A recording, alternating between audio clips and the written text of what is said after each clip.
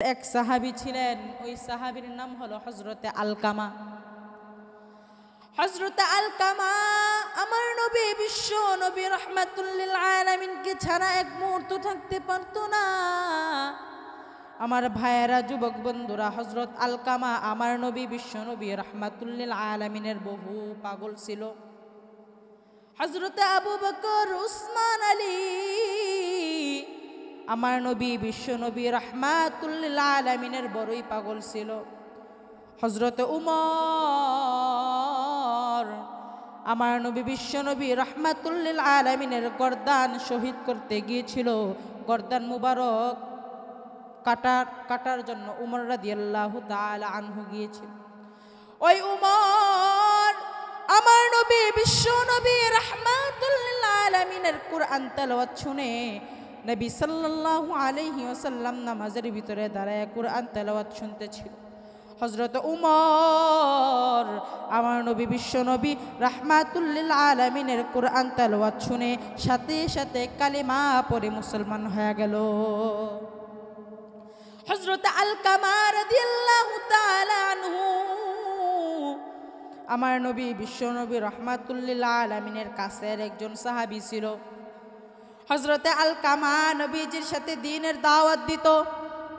বিভিন্ন সাহাবীরা হযরত আলকামার সাথে আমার নবী বিশ্ব নবী রাহমাতুল লিল আলামিনের সাথে দ্বীনের দাওয়াত দিত।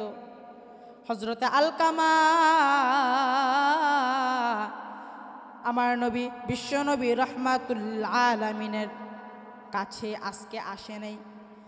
আমার নবী বিশ্ব নবী রাহমাতুল লিল আলামিন আবু বকর সিদ্দিক রাদিয়াল্লাহু তাআলা আনহুকে ডাক দিয়া বললেন, এরে আবু বকর, আজকে তো আলকামা আমার কাছে আসে নাই। আজকে কি আলকামা আমাদের সাথে যাবে না? আলকামা কি আজকে আমাদের সাথে দ্বীনের দাওয়াত দিতে যাবে না? আলকামা তো আজকে আমার দরবারে আসে নাই, আমার কাছে আসে নাই। হযরত আবু বকর সিদ্দিক রাদিয়াল্লাহু তাআলা আনহু খবর নিয়ে দেখে কি আলকামা মৃত্যুর শয্যায় শায়িত আছে। আমার ভাইয়েরা, যুবক বন্ধুরা, পদ্মার আড়ালের অন্তরানের মা বোনেরা, কথা খুব মনোযোগ দিয়া বুঝবেন, বয়ানের পয়েন্ট বুঝবেন। হযরতে আলকামা রাদিয়াল্লাহু তাআলা আনহু আমার নবী বিশ্ব নবী রাহমাতুল লিল আলামিনের দরবারে কিন্তু আজকে আসে নাই। আবু বকর খবর নিয়ে দেখলো আলকামা মৃত্যুর শয্যায় শায়িত আছে। আলকামা মৃত্যুর যন্ত্রণায় কাতরাইতেছে।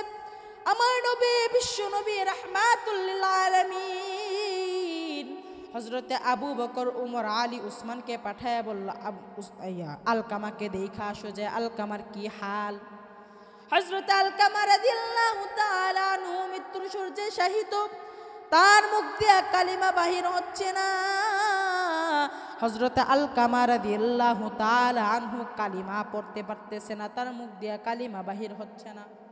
সাহাবীরা হতবাক, সাহাবীরা অনেকটাই আকৃষ্ট হয়ে গেল যে আলকামা কেন মুখ দিয়া কালিমা বাহির করতে পারতেছে না।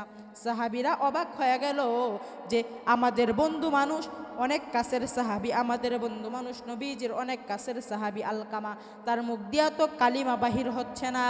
তার জানি কোন দিক দিয়া গাফলতি আছে, সেটা আল্লাহ ছাড়া কেউ ভালো বুঝে না। আমার ভাইয়েরা, যুবক বন্ধুরা, পদ্মার আড়ালের অন্তরানের মা বোনেরা, হযরতে আলকামার মুখ দিয়া এক ফোঁটাও কালিমার শব্দ বাহির হচ্ছে না। যদি বলতেও পারে, পরিপূর্ণভাবে কালিমা বলতে পারে না। লা ইলাহা ইল্লাল্লাহু মুহাম্মাদুর রাসূলুল্লাহ। আলকামার মুখ দিয়া বেশি একটু বাহির হইলেও পুরা কালিমা বাহির হচ্ছে না।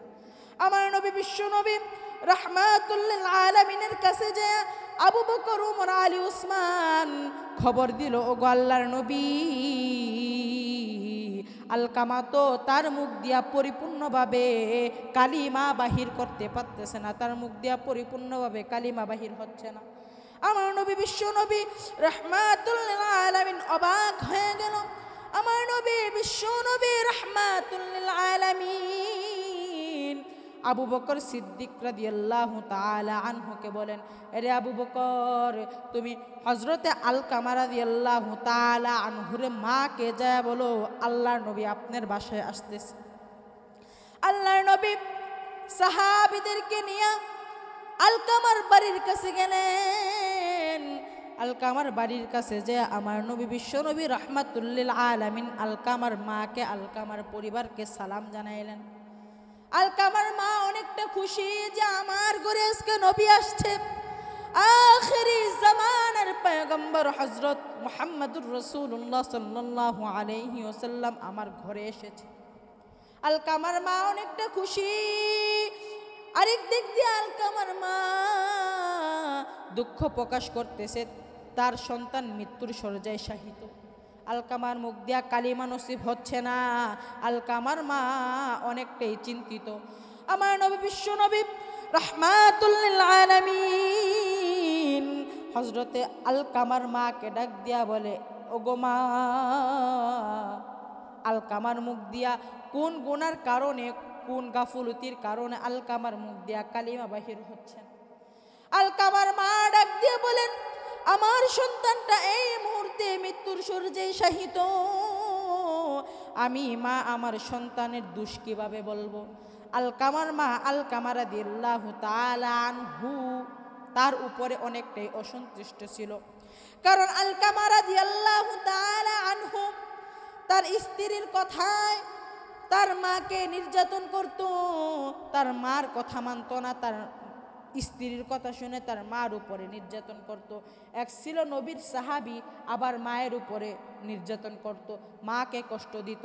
আলকামা রাদিয়াল্লাহু তাআলা আনহুর মা আল্লাহর নবী বিশ্ব নবী রাহমাতুল লিল আলামিনকে ঘটনা খুইলা বলল, আলকামা তো আমার উপরে অনেকটা অত্যাচার করেছে, আমাকে ঠিক মতন খেতে দিত না। সাহাবীর মা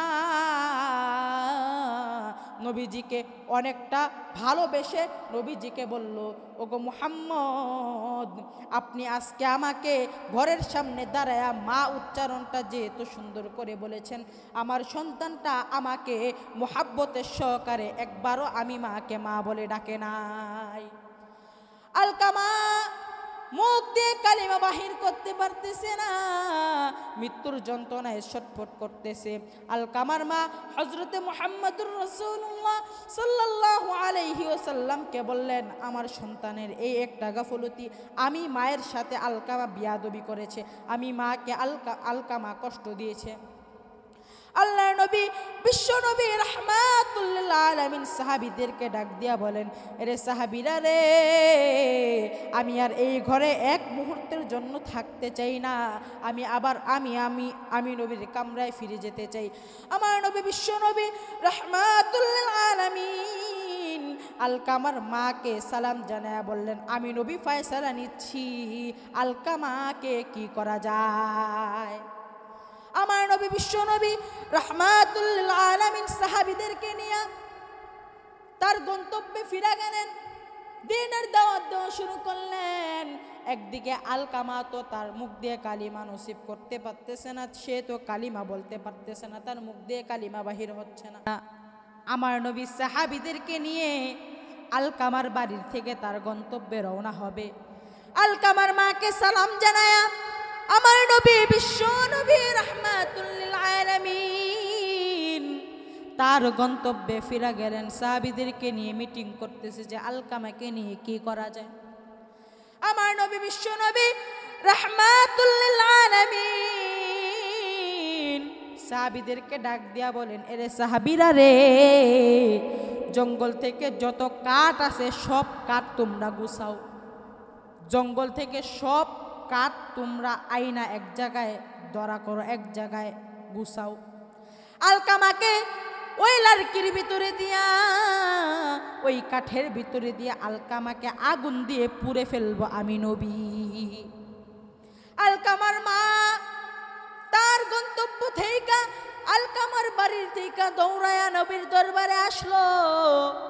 আলকামার মা আমার নবী বিশ্ব নবী রাহমাতুল লিল আলামিনকে বলেন, ও আল্লাহর নবী, ও আল্লাহর দোস্ত, আমার মুখ দিয়া তো, আমার ছেলের মুখ দিয়া তো কালিমা নসিব হচ্ছে না, কালিমা পড়তে পারতেছে না।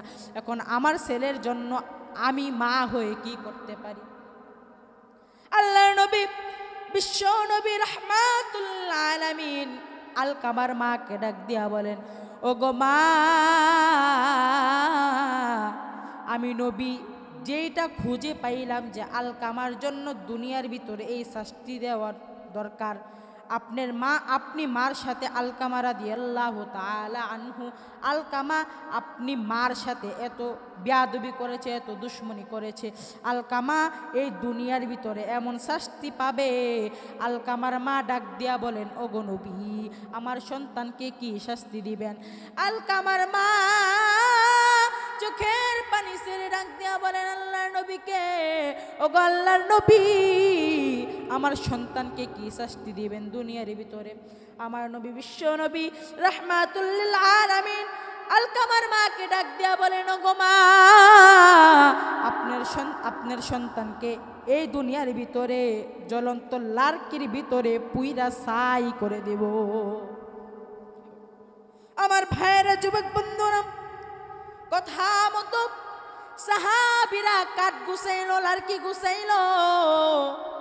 আলকামা রাদিয়াল্লাহু তাআলা আনহুর মুখ থেকে এখনো কালিমা বাহির হচ্ছে না, এখনো কালিমা নসিব হচ্ছে না। আমার ভাইয়েরা, যুবক বন্ধুরা, পদ্মার আড়ালের অন্তরালের মা ও বোনেরা, কথা খুব মনোযোগ দিয়ে বুঝবেন। হযরত আলকামা পরিপূর্ণভাবে আমার নবী বিশ্ব নবী রাহমাতুল লিল আলামিনের কালিমাটা বলতে পারতেছে না।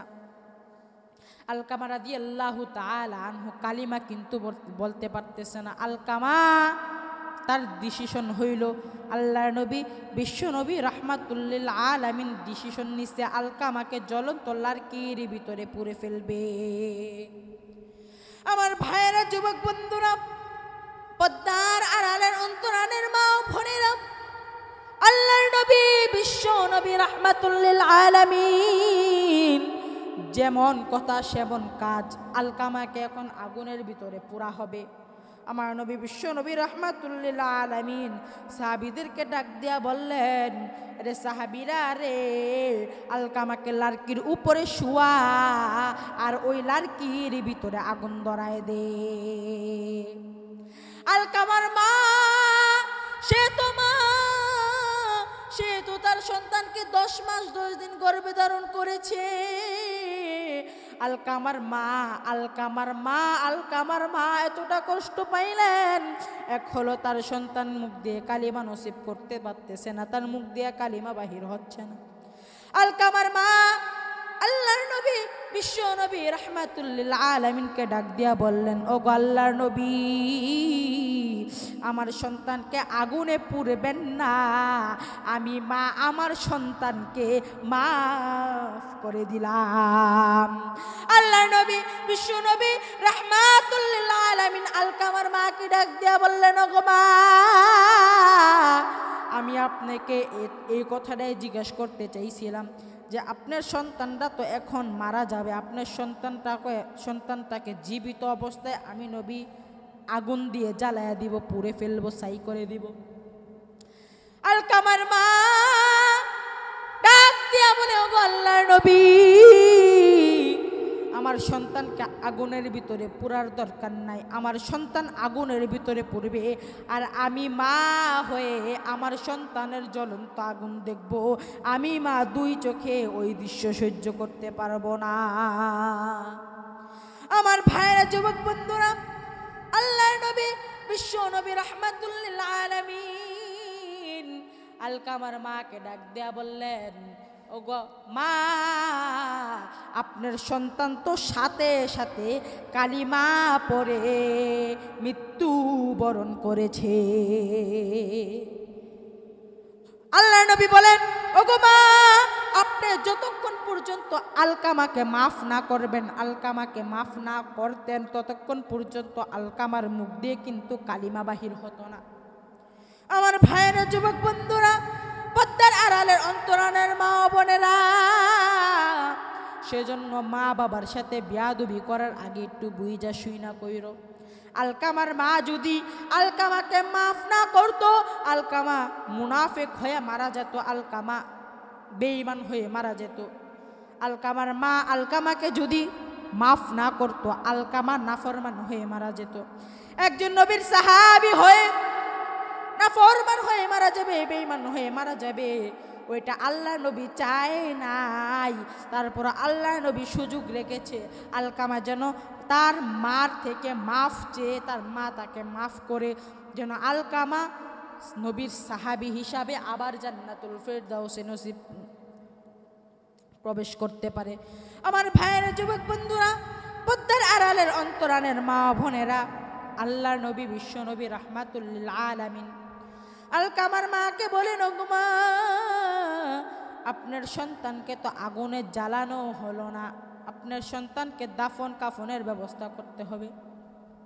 আলকামাকে আমার নবী বিশ্ব নবী রাহমাতুল লিল আলামিন সাহাবীদেরকে দিয়ে গোসল করে আলকামাকে স্বয়ং নিজে কবরের ভিতরে শুয়াইলেন।